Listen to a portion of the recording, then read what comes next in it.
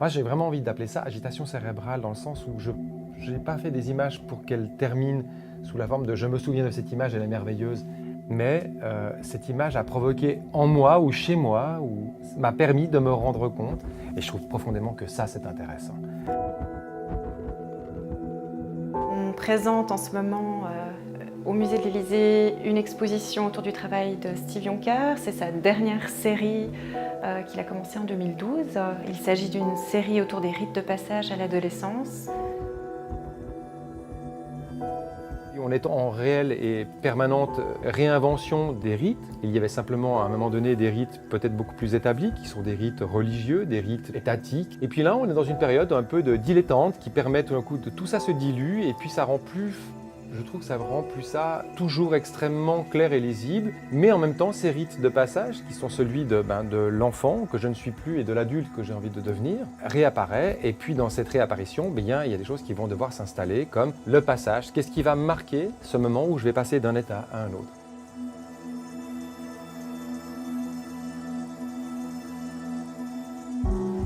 Steve Joncker essaye de cartographier un territoire très incertain, très peu défini, qui peut s'étendre sur des années. Il montre comment les jeunes réinventent leurs propres rites, parfois sans s'en rendre compte. Alors on voit sur ces tirages des moments suspendus, des moments de flottement, des regards incroyables, d'une très grande intensité, d'une très grande douceur à la fois.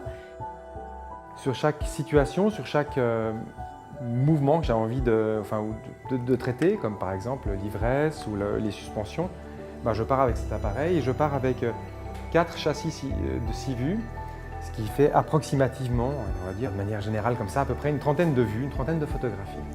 Parce que je pars vraiment du principe que si en 30 photographies, j'arrive pas à montrer 2 images de ce que j'ai pu voir, c'est que j'ai rien vu. Et si j'ai rien vu, c'est pas grave, mais ça veut dire qu'il y avait soit rien à voir, soit je l'ai pas vu. Donc voilà, il y a pas mal de paramètres qui me mettaient en fragilité aussi par rapport à cette thématique de l'adolescence, de cette fragilité du passage. Donc j'avais envie de me retrouver dans un contexte similaire, ce que je crois qui, avec cet appareil, a été très efficace. C'est un travail qui crée une atmosphère, qui ne cherche pas à définir quelque chose de façon univoque, mais plutôt à ouvrir des fenêtres avec à la fois une très grande honnêteté et un côté frontal, mais aussi énormément de nuances et de tendresse que le photographe pose sur ces adolescents en pleine mutation.